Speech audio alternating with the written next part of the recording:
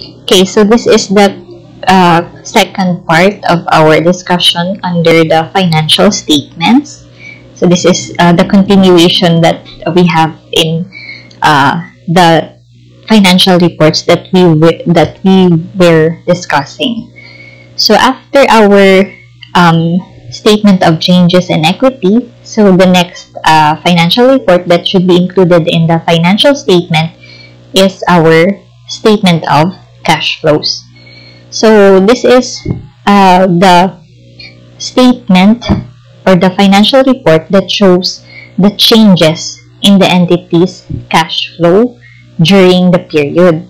So this in this report, we will classify the activities of the entity into three main activities, namely operating activities, investing activities, and financing activities. So we will classify also the items that we will include in the report, okay? But the main thing here is that in the cash flow statement, this is where you can see all the sources of the cash of the entity and how they spend the cash during the accounting period.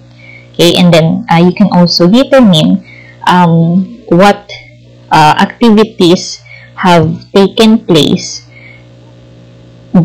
that results into the change of the cash balance from the beginning to the end of the accounting period.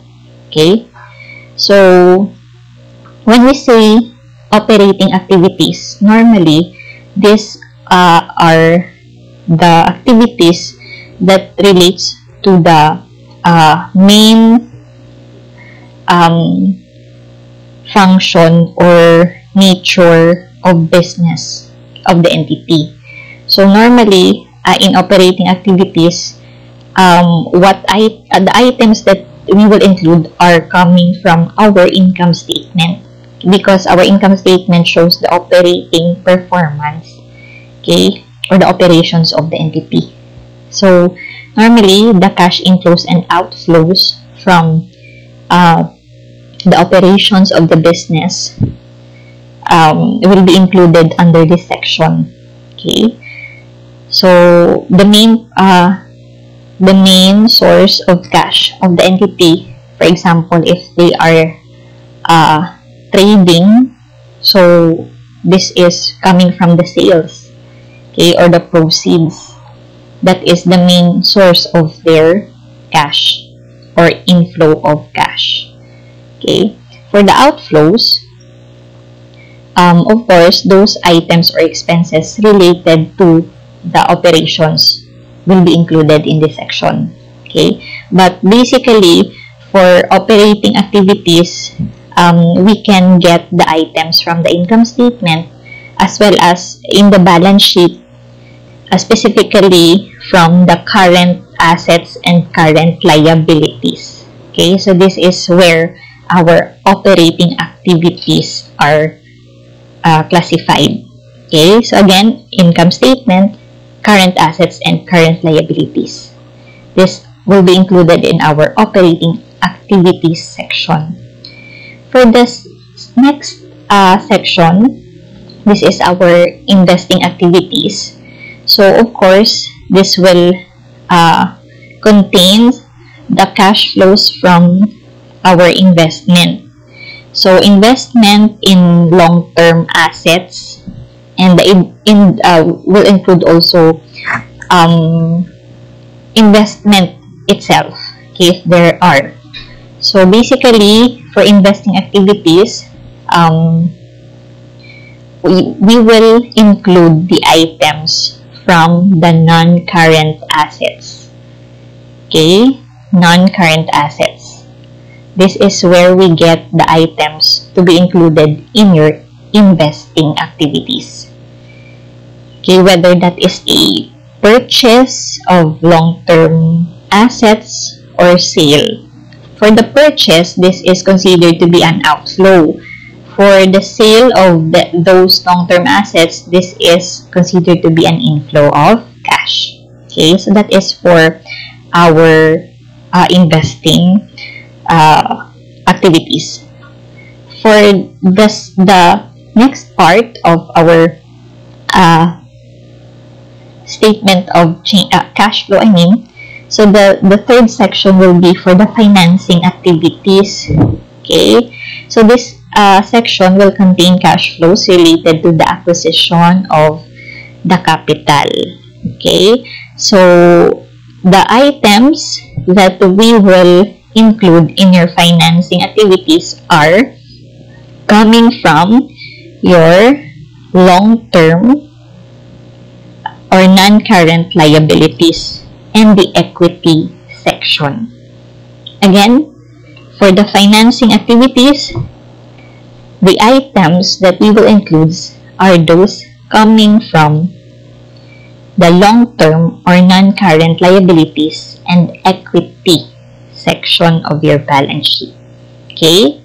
So, because long-term liabilities normally are acquired to support the capital needs of the entity. So, this is actually the source of additional capital for the business, aside from the equity which are coming from the owners. Normally, this section, long-term liability and equity, is also called as the section where the capital, or this is, the capital structure. Okay, so this will comprise your non-current or long-term liability and the equity section. Again, because these are the main sources of capital for the entity. Okay, so those are the three activities of the entity, and this is how we will present it in our cash flow statement. So again, for the operating activities, items will be coming from the income statement and current assets and current liabilities. For the investing activities, so the items that we will include are coming from the non-current or long-term assets. And lastly, for the financing activities, the items that we will include are coming from the non-current or long-term liabilities and the equity section. Okay, so please take note of that. So basically, this is the structure, okay, of the cash flow statement. So its component will include cash from operating activities, investing, and financing activities. And you can also include the disclosure for the non-cash activities, which are normally, if that is especially required by the standard. Okay, so we have here the cash from operating activities. Okay, so as mentioned, we will get these items from the income statement and your current assets and current liabilities. So here are the transactions that we normally include. So the receipt from the sale of goods and services, the interest payments, taxes, payment of taxes. So this can be seen or taken from your income statement. Okay, payments made to the supplier, salary and wages, rent, and other types of operating expenses. Okay, for the investing activities, so again, this is either a purchase or sale of the long-term or non-current assets. Okay, and for our financing activities, so these are activities related to the long-term or non-current liabilities in the equity section. May it be acquiring, for example, you have acquired a long-term liability, so that is a proceed. Okay, so that is a form of a cash inflow. Whereas if you pay for the liability, so that will be considered as cash outflow. The same thing with your equity. If the owners have contributed their capital, so that is a source of cash, so that is our inflow. Okay, and if you pay for the return, for example, of their capital or withdrawals, so that will be considered as an outflow. Okay, so this is for financing activities. So in preparing the cash flow statement, we have the two methods. Okay, so the first is the direct method. For the direct method, this is very simple because all you have to do is first identify the items and classify them according to their activities. Okay, either to the operating, investing, or financing activities. And then what you're going to do is to identify the cash inflow, and then from the cash inflow you will deduct the cash outflows to get your net cash flows. Okay, so we have here an example on how to prepare the statement of cash flow using the direct method. So again, please take note, heading is very important. Okay, so in this presentation, you can see there the sections for operating, investing, and financing activities. For cash flows from operating activities, in our example, we only have one item. So this is proceeds from rendering of services. Okay, so this is just an example, hypothetical. Okay, we did not include here the expenses, but it should have. But in this presentation, for example, there is none. Okay, so the cash provided from the operating activities is the same. Okay, but normally this should have an expense account for it, but in our illustration there is none. Of course, in operating activities, this is where expenses are included. Okay, please take note. For the second section, investing activities, so our example of the item is the purchase of equipment, so that is an outflow. So that's why we placed a parenthesis to indicate that this is an outflow of cash.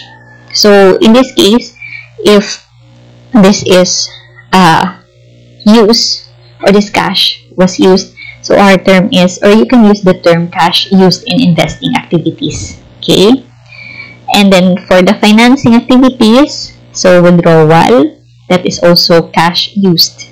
Okay, and then after that, we will add these three cash provided or used from the different operating activities. So for the operating activities, we have 85,000, okay, minus 25,000 coming from the investing activities, and minus 25,000 from financing activities. So the net cash flows from these three activities is 35,000. After we get the net cash flows, we will add the beginning cash balance. This is the balance at the beginning of the period. Okay, so we will add that from the net cash flows to get our ending cash balance. Okay, so our ending cash balance, just like your statement of changes in equity, this is the amount or the balance that we will forward in your statement of financial position or balance sheet.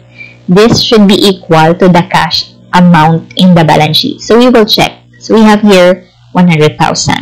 Okay, so we will check in our balance sheet if indeed that is 100,000. Okay, that is 100,000. So again, the balance that we will forward to your balance sheet, okay, for the cash account should be coming from the statement of cash flows. Okay, so that's how we prepare our cash flow statement using the direct method. Okay, and then the second method is indirect method. So this is a more complicated way of presenting our cash flow. Okay, so but of course most companies use the accrual basis of accounting. We all know that because revenues, especially they are recognized when it is earned rather than they are received. That is under the accrual accounting, right? So this will cause a disconnect between the net income and the actual cash flow, meaning in our income statement, you have already recognized an income, but the entity does not yet receive the payment.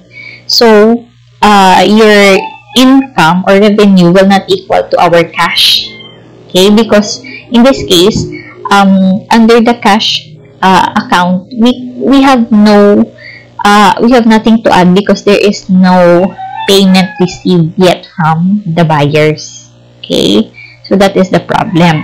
And actually, because of that, certain items must be reevaluated, okay, when calculating our cash flows, especially from operations. Please take note, under the indirect cash flow, the only difference here is the presentation under the operating activities. This will affect only the presentation of operating activities. For your investing and financing activities, we will still follow the direct method. Okay, so again, for indirect method, we will only have some modification in the presentation of your operating activities. Okay, so under this method, we will begin with the net income of the entity, because as mentioned earlier, for our operating activities, the items will be coming from our income statement and current assets and current liabilities, right? So this is where our analysis will focus in the preparation of your operating activities under the indirect method. Okay, so after that, we will adjust some items. So we will proceed with that format. Okay, so here, for the cash flows from operating activities, we will identify or include first our profit before tax, and then we will adjust it for depreciation. If you could notice, depreciation has a positive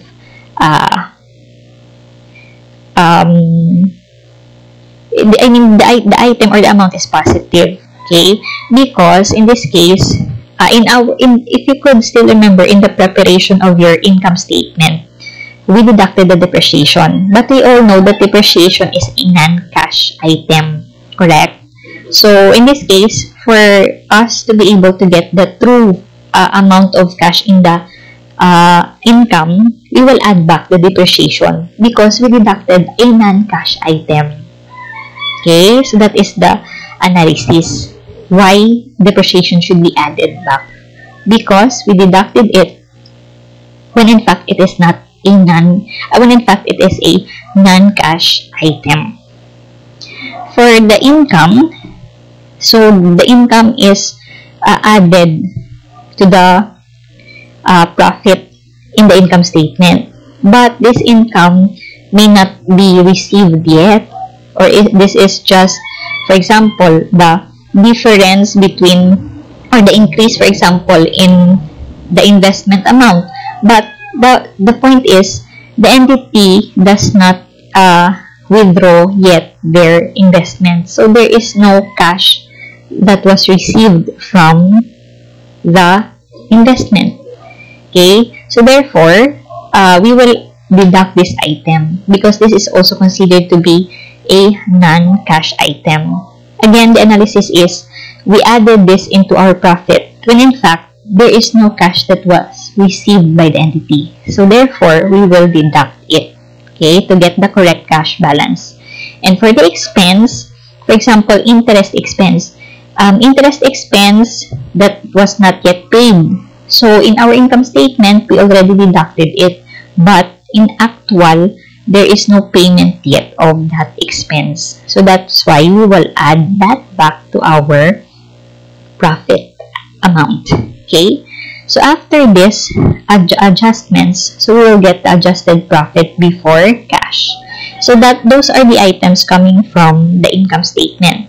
So again, if you could still remember, items that is coming from the current assets and liabilities will also be included in the operating activities. So this is the second adjustments.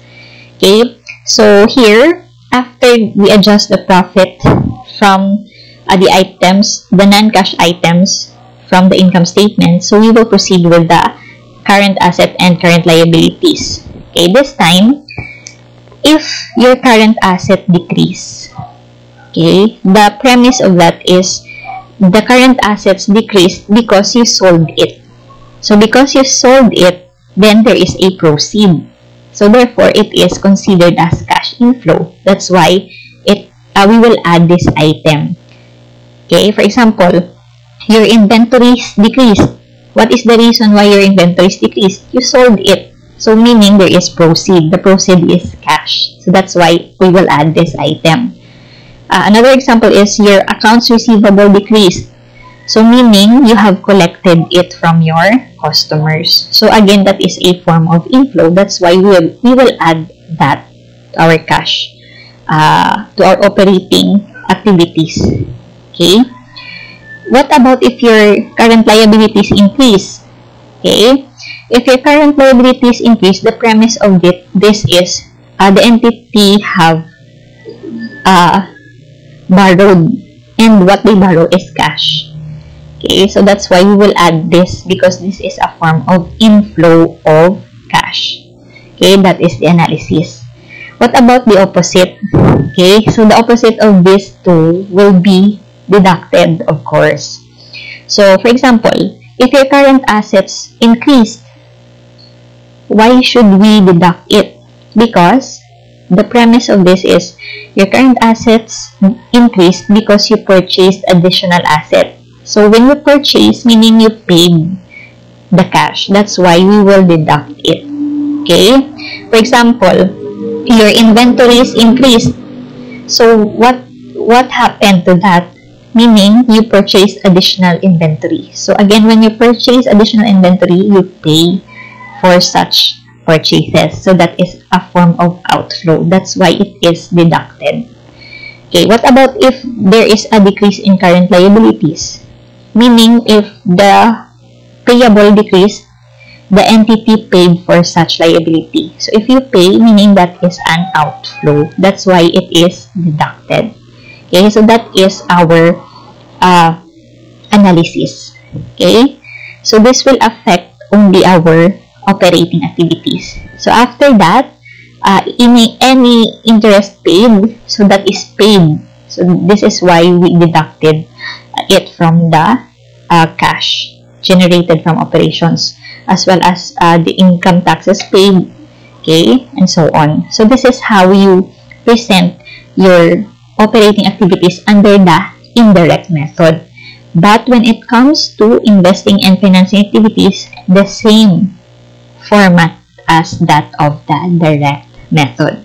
So again, for the indirect method, the only activity that is modified is our operating activities. Okay, so the same thing, we will add the items or the cash flows from operating, investing, and financing activities to get our net cash flow. So after that, we will add the beginning cash balance to get our ending cash balance. Okay, so that is for our indirect method. So again, either direct or indirect method, we will still have the same cash balance. Okay, so this is just a matter of a format. Okay, and for the last item for our complete set of financial statements, so this is the notes to financial statements or the supplementary notes. Okay, so when FS are issued to outside parties, we will also include these notes or supplementary notes. So this notes to financial statements includes explanation of the different activities, additional details for our accounts, and other items that were mandated, and what applicable financial reporting framework was used by the entity in preparing and presenting their financial statements, as well as the accounting estimates and principles, as well as the computations or supporting computations, which cannot be seen in the different financial reports that we have discussed earlier. Okay, so the basic financial statements may be accompanied by extensive disclosures that provide additional information about certain amounts or accounts. But of course, under our standards or PFRS, there are disclosures required for each account, okay, that must be included in notes to financial statements. Okay, so those are the different financial reports that comprise the complete set of our financial statements.